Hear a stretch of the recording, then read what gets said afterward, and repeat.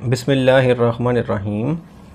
Question number 7. The figure shows a parallelogram ABCD where BAD is 65 degree, E lies on DC such that BED is equals to 125 degree. एक parallelogram given है हमारे पास, हमें ADE angle find out करना है and CBE angle find out करना है. ADE is this angle, we have to find this angle. In a parallelogram we know that the opposite angles are equal, means that this angle is equal to this angle and this complete angle must be equal to this angle. And in parallelogram this angle and this angle will make 180 degree. This 65 and this complete angle will make 180 degree.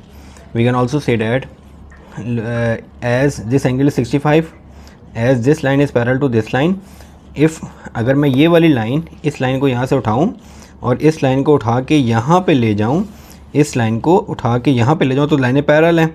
तो अगर ये line यहाँ पे 65 degree का angle बना रही है तो ये लाइन अगर मैं इसको एक्सटेंड कर दूँ आगे तो ये यहाँ पे भी 65 डिग्री का एंगल बनाएगी. ये लाइन यहाँ पे 65 डिग्री का एंगल बना रही है, इसको अगर मैं यहाँ से यहाँ पे ले जाऊँ, दोनों पैरेलल है, तो अगर ये 65 है तो ये एंगल भी 65 डिग्री होगा.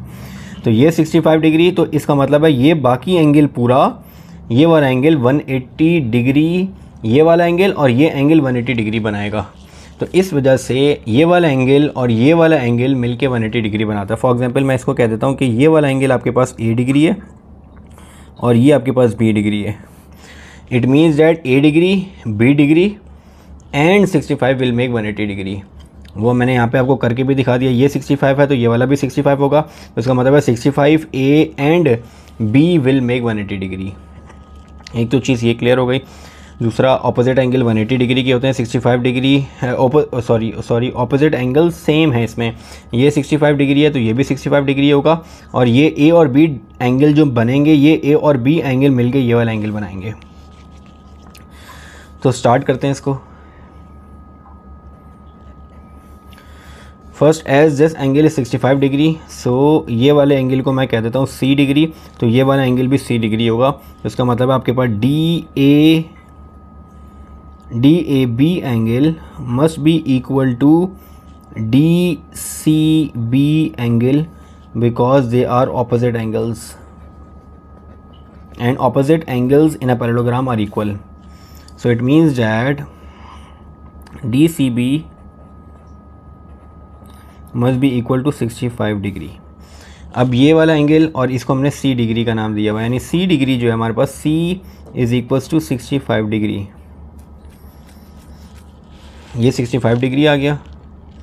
अब ये वाला एंगल एट पॉइंट E आपके पास, इस एंगल को हम नाम दे देते हैं D degree.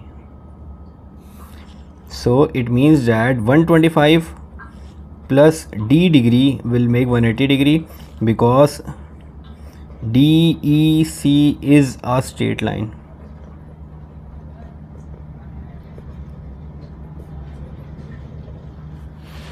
DEC is a straight line, so it means that 125 plus D is equal to 180 degree. So D will be equal to 180 minus 125, so it is 55 degree.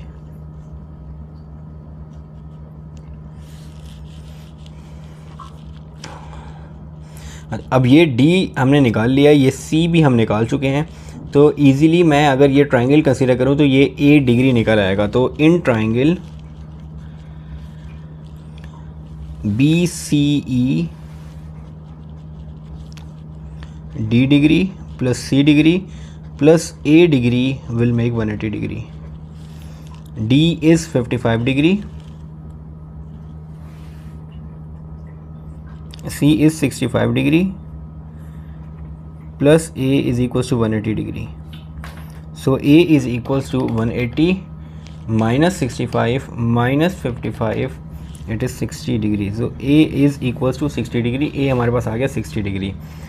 अब A के बाद अगर मैं यहाँ से B निकाल लूँ तो A और B मिल के हमारे पास जो रिक्वायर्ड एंगल है ADE, ये वाला एंगल ADE बन जाएगा, क्योंकि ऑपोजिट एंगल्स बराबर हैं. तो A और B एंगल मिल के ये वाला एंगल बनाएगा. तो अब मैं B निकाल लेते हैं. एट बी, इसको एक्सटेंड किया आगे, इसको हम एक्स का नाम देते हैं, at B A B X is straight line,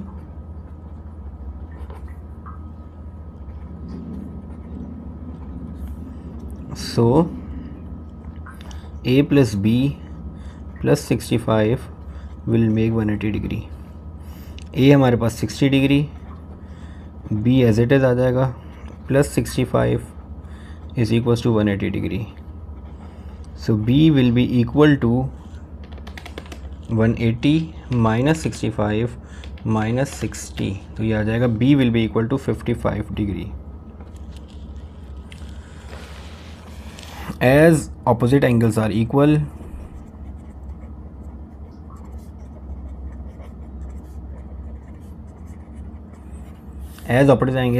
it means that this angle, this required angle is equals to this angle.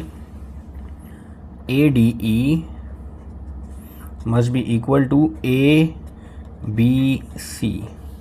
So we have to find ADE, and ABC is equals to A degree plus B degree. So it means that ADE is equals to A हमारे पास 60 plus 55. So ADE will be equal to 60 plus 55, 115. तो ये हमारे पास required angle आ जाएगा। This is the first required angle. Second हमें find out करना है CBE।